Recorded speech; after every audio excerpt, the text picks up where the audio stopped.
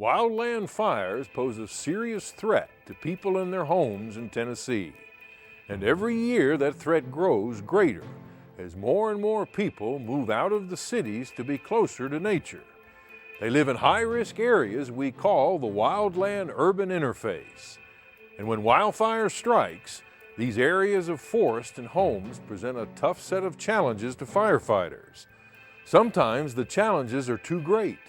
Homes are destroyed, and hundreds of forested acres are lost.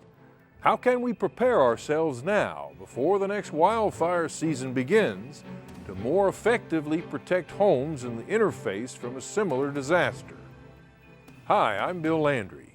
The purpose of this video is to show you how to protect structures against wildfires in the wildland urban interface.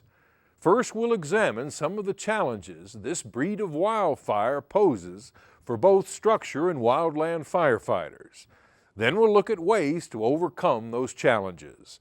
Things like pre-planning, on-scene and resource size-up, structure triage, and the 2-minute walk-around, structure and site prep, engine company setup, and finally, after-fire inspection.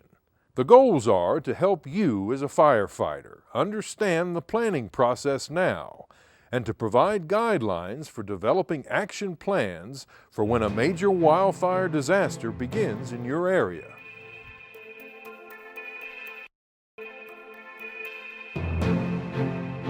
So let's say you arrive on a site to find a house with its roof on fire. A wildfire is raging directly behind it. How would you, as a structure firefighter, handle the situation? What if you're a wildland firefighter? How would you respond? Well, first we'd go inside the structure, make sure there weren't any people still there. Then we'd try to determine how far the fire had extended into the structure. We'd connect the hoses to the water supply and extinguish the fire. That's pretty much the basic drill. That may be fine for a house fire, but in a wildfire situation, you need to know what direction the fire is moving, size up your fuel types. You need to know how fast it's spreading, and you need to know your terrain. Plus, you need to size up any potential hazards for your crew. Both firefighters are technically correct, if you consider what each of their fire protection agencies is organized to do: fight structure fires or fight wildfires. But in a fire situation where you have threats to both wildland natural resources and structures, you have to think like both a wildland firefighter and a structure firefighter. For the structural firefighter, suppression is the goal. But in a wildfire situation, there just might not be the time or resources available to protect every house. The best and only thing you can do at times is to keep the fire contained. During a wildfire, a fire department really has two priorities. Of course, they're there to protect homes and structures, but they're also there to help slow the spread of the wildfire. It's a challenging situation for any firefighter, structure or wildland, but there are steps that both crews can take to more effectively protect lives and property from wildfire. It's a process that begins before they ever arrive at the scene. I know some guys in another unit, they were out here on a call the other day expecting a house fire, but instead they found a wildfire in full force. I'm thinking, no way those guys were prepared to deal with that. No, you can't blame them. I mean, we spend a lot of time pre-planning and sizing up a fire before we ever even get to the scene. That's the time you want to do it, when you can take all kinds of factors into account. Basically, we go to every subdivision in our response area, we do a pre-plan on it. It's the first step. It's what we call pre-planning and sizing up. First off, we use this standardized form. It helps us get an accurate picture of all the hazards and risks in a particular subdivision. You really ought to have a map of the subdivision too, so you'll have a good idea of the layout of the area. So what kinds of things are you looking at? Well, basically the history of previous fires in the area, topography, fuel types, any kind of hazards, weather, anything that can affect the behavior of a wildfire or your ability to deal with it. It's a pretty long list. Listen, any information you can get beforehand, get it. If there are reports available on the direction of the fire and its rate of spread, get them. Find out the size of the fire front and how far it is from structures. Know how it's moving, whether it's creeping, backing, running, or spotting. Knowing what backup is available and having an evacuation plan can help you make some important decisions when the time comes. The better your initial size up is, the better prepared you are once you arrive at the scene. And that's the second step, what we call on-site and resource size up. And some of the things you looked at during the pre-planning, you're going to reassess once you get to the scene. Weather, fuel types, hazards. Right. So let's break them down, look at each factor and why it's important. First, consider the weather. Wildfires tend to act pretty much the same under similar weather conditions. Also, things like temperature, humidity, wind speed, and wind direction have an effect on the wildfire too. You also need to think about the fuel sources in the area, whether it's grass or brush or timber or a mixture of all three. And how old is it? A good clue to that is how much has fallen or dead. I'll tell you, some of the houses with the wood shake roofs and the wooden siding, they make pretty good fuel sources themselves. Add to that a wood deck, rain gutters filled with leaves and firewood stacked next to the house for convenience, and you've got yourself a real bonfire. Yeah, and there's another hazard for you. See how close that propane tank is to that house? I wouldn't want to be around when that baby goes. Yep. In fact, I'm writing that down right now. Some of your outbuildings too. People store all kinds of hazardous materials in them, insecticides and what have you. So you got to be aware of that. And see, I also note where any power lines and fuel tanks are. Hazards just waiting to happen. So that's why we look at structures during size up. And we consider things like defensible space and whether it's a good area to work in. See, you got your houses with these long driveways and narrow winding roads, and they just don't give you enough room to turn a big truck around fast enough. That's got to be high on your mind when you're deciding whether you're going to commit firefighters to the situation or not. You're always thinking of your crew's safety first. Come on, let's drive around the area, see what else we've got going.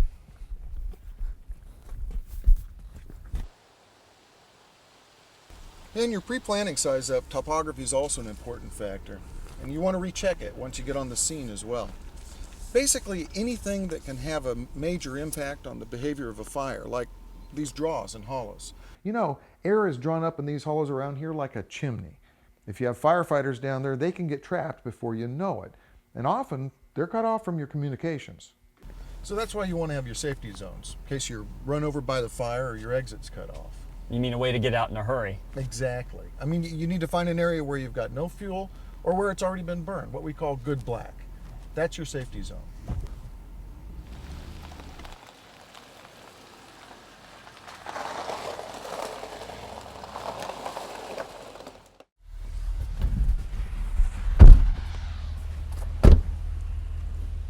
I guess you have to deal with some pretty steep slopes too, huh? Yeah, I guess you've noticed we don't have a whole lot of flat ground here in Tennessee. Yep, slopes and ridges can really affect fire in a major way.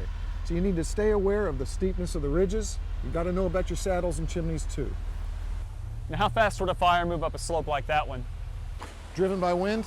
Let's just say it could be faster than you or I could ever run. Another thing you want on your topographical notes, any physical barriers you find.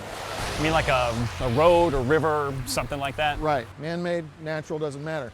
You got dams, green belts, cliffs, rock slides, anything that can serve as a control point later on. So we can check out these houses and head on back, right? All right. Also, you want to know about water sources in the area, things like lakes, rivers, and pools. You want to know where they are in relation to the fire and how reliable they are.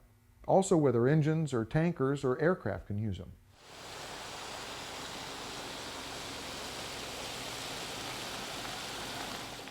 Man, it can't be any fun trying to get a truck up a narrow, curvy road like this one. Yeah, we got plenty of them around here too. That and low limit bridges and one-ways and roads with drop-offs. You're right, it can be rough getting an emergency vehicle in or out, or evacuating people for that matter. You know, at what point do you say, man, this thing's out of control, we got to get people out of here? What's the procedure for evacuating? Well, first of all, here in Tennessee, you can't force a homeowner to leave their home, so pretty much it's up to law enforcement to run the evacuation process. Basically, we're only to evacuate people and animals that are in immediate danger. Basically, we just closed the subdivision to traffic, so there's only one way in and one way out. After that, it's up to law enforcement or private security to deal with traffic control and crowd control and directing emergency units to the scene.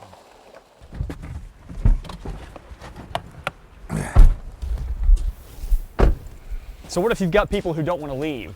Oh, there'll be people that won't want to leave, all right, but they don't have to, so I guess they just have to be advised of the risks they're taking when they're sheltering in place. Look, this is a good place for a break. Why don't we get our lunches and sit on down over there? Great. You know, one thing we haven't really talked about, and that's the fire itself. Well, yeah, once you're on scene, in position, you'll get a pretty good overview of the fire and what it's doing. Like what, how far away it is, how fast it's moving? Sure, even the angle of the sun, the local wind patterns. It'll give you a real good idea of when the peak burning period is going to be during the day. I mean, of course, you got your initial size up to work with, too. Sure. You've looked at your fuel situation and your topography. Plus, what are the physical barriers around? What could slow the fire down? And you can tell, too, whether spot fires are likely to flare up, you know, in front of the main fire front. And you want to anticipate those because that spotting can affect your plan of attack, and it can also affect the safety of your crew. You know, and then say a big wind whips up, right? No, a fire can turn on a dime, that's Yeah, for sure. and then you've got a critical situation, and you don't have a whole lot of time to think about it. I'm telling you, we're always sizing up. Through every phase of the firefighting, we're sizing up the fire. And staying alert, obviously. Right. And what that does is keep us pretty much on top of what's happening with the fire and the time we've got to do what we need to do now, but also what we might have to do later. And this is where we get to the second part of step 2, and that's resource size up. You're on site, you've made some direct observations, all of that's going to help you know what resources you're going to need. Leave the ladder truck at home, I guess. Well, yeah, unless you want to save the tops of the trees first. Actually, there are a lot of things to consider resource-wise. Things like apparatus, wet or foam, 4x4s, whatever. Whether the terrain will handle heavy equipment and large vehicles, things like dozers and tractor plows. Also, whether you need hand crews for brush removal or fire line construction or resources for backfiring. Of course, you want to backfire only as a last resort. Also, what type of tanker do you need for a retardant drop from a plane or helicopter? Just remember that if you've got strong winds, it's going to make drops like that difficult or even impossible. Now, there's a formula for determining how many engines and or tankers you'll need. Basically, it goes like this. 1 engine per structure, 1 engine per 2 structures if they're less than 50 feet apart. For every 5 engines, have at least 1 floater, and have 1 tanker per 2 engines. What you're doing is developing an action plan, and you have to have a written action plan for any large fire. And why is that? It's a CYA thing, if you know what I mean. But I mean, plus, it does have its benefits, because when you get to the scene of a fire, your first impulse is going to be to fight the first fire you see, and you know that's not always the best use of resources, right? Got to look at the big picture. So basically, we want to look at 3 major things. What's the fire done? What's it likely to do next? And what are the exposures? And then you're ready to come up with your action plan. And believe me, you'll be glad you did in the long run.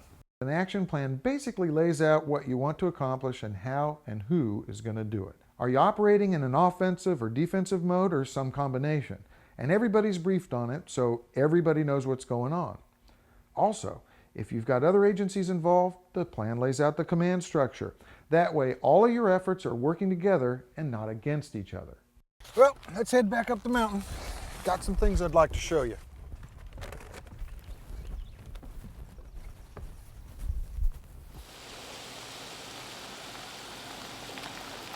We were talking earlier about other agencies being involved. With all these folks showing up at the party, just who is in charge? Well, every area's got a commander assigned, and it's his job to look at the size-up factors. He decides what they mean, and he determines the potential for problems. It's like I said, you can go in there and fight the first fire you see, but you know there may be a better use of resources. So taking the time to do good size-up and come up with a well-thought-out action plan, that's going to help you use your people and resources the best way. Take the third step, for example, structure triage. What we call the 2-minute walk around, because it should only take about 2 minutes to walk around the structure, sum up the situation, use your best judgment. Do what you got to do. Do what you can do. Pretty much. See, the object of structure triage is to make a decision on where to put your effort so you get the most good out of the time and the resources you have. Not all houses can be saved. So you're picking the ones you can defend. That's right. You take into consideration the structure, its size, its shape, construction materials. You look at the fuels around it. You consider the resources available, what you have now, what you'll have later, both people and equipment-wise. And like we said earlier, you're always looking at the current fire situation. See, another thing you got to consider is flame length. You know, the longer the flames are, the more intense the heat will be as the fire gets closer. Also, smoke from the fire can get so thick it can block your exit route. And so when you're doing triage, you're looking at firefighter safety first and foremost, and whether you can get your guys out quickly if you need to. Once you know all that, you put the structure into one of three categories. Needs little or no attention. In that case, let it be for now. Need protection, but it's savable. Hit it first and hit it quickly with the resources you have. And hopeless? Look, if you know that the fire is going to destroy the house no matter how many resources you throw at it, it's time to move on. It's a better use of crew and equipment to move on to the next house. That's got to be a tough call to make. It's pretty cut and dried. I mean, if you got any of these factors going, think hard before you commit resources. If the fire is making significant runs, if you've got insufficient water supply, if there's not enough manpower available, if the roof is already 1/4 involved and you've got windy conditions, if interior rooms are involved, or if the structure next door is fully involved. Yeah, I don't know. I'm thinking, what happens when you decide to commit and suddenly things change? Start losing a fight? Well, yeah, that happens, but got to always size things up. You size it up again. Move on if you have to. But make your decision quickly. You don't want to waste any more time. Oh, you know, back when we were talking about resources, I failed to mention one thing that you might find just laying around the house, you know. A hose, a sprinkler, even a rake. You got a house that's savable and you got time to do some prep work, you can make real good use of things like that. You're talking about using a sprinkler or a hose to wet down the roof and maybe doing some clearing out around the house. Right. It's the fourth step, what we call site and structure preparation. But like I said, you only do it if you've got the time. Now, basically how it works is you start here on the side that's closest to the fire front. If there are any wooden fences near the house, any trees touching the roof, anything like that, remove it if you can. Okay. An LPG tank, turn it off, put a line around it, and then about 15 minutes before the fire front hits, cover it with foam. Now, as far as structure preparation goes, you also start with the side of the house that's most threatened by the fire front. And basically, you're eliminating the fire's access to the home, especially by any flying embers. You're clearing out gutters, closing windows and doors, closing up vents, moving wood piles, moving patio furniture inside, taking down curtains, things like that. And that gets us into the next step, which is engine company setup. Now you're getting into my specialty. Yep, and I just brought one along for illustration. See, first and foremost for us wildland firefighters is to have that engine ready for a quick retreat. Well, I can see why you'd want to back it into the driveway. Right, or if you can't, you can pull it off to the side of the road. Just make sure that it's not under power lines or under some trees or things that are likely flammable.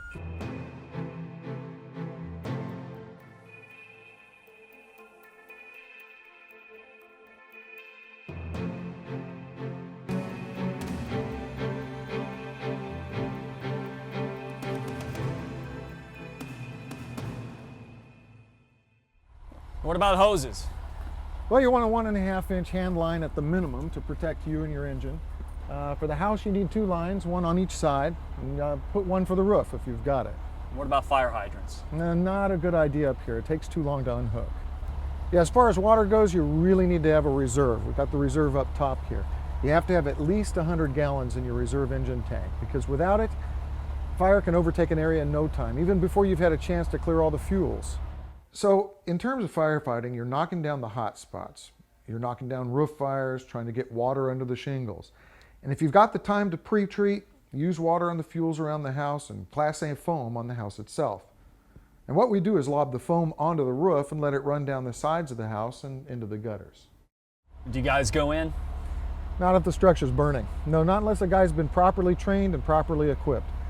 No, we generally work out here in the cleared area, let the fire come to us. I was just thinking, one of the closest calls we've ever had. Well, let me guess, 25-mile-an-hour winds, working in a draw. Nope, it was during mop-up. Okay, yeah, you got a nice little fire going, seems innocent enough, and then boom, fire blows up all over again. Of course, I wouldn't want to be down in that draw with a 25-mile-an-hour wind blowing at me either, but no, the point I was really trying to make was that, you know, the last step on our list, after fire inspection, it's very important out here. Hey, with us too. I mean, we check the structure real good, extensions going into it, the area surrounding it, looking for hot spots, rooftops, under porches, crawl spaces, places like that. Well, structure fires aren't really the norm for us, so I just tell my guys to keep their eyes out for danger and stay in constant communication with the rest of the guys. Well, the way I see it, your action plans are going to vary, operations are going to vary, but your priorities stay the same no matter what. Life safety first. Life safety first. And second, what we call incident priorities, RECEO for short. Rescue, exposures, containment, extinguishment, and overhaul, or mop-up. You're getting people out who are in immediate danger, you're protecting the structure, you're containing the fire, you're committing the resources to put out the fire, and you're doing your mop-up. Yep, pretty much. We'd all like to think that a fire season like 2001 won't happen again. The great likelihood is it will. But what will make a difference in outcomes is the planning you do now and the action plans you develop once you're on the scene. Those essential activities will prepare you as structure and wildland firefighters to more effectively protect homes in the wildland-urban interface when the next major wildfire strikes. It's important for both structural and wildland firefighters to understand each other's roles. Things like planning, things like tactics, so that when we get out there on the fire line together, we understand what is expected, what each other's roles are, and how we can best work together in fighting these wildfires. For more information on structure protection in the wildland-urban interface, contact the Tennessee Department of Agriculture, Division of Forestry.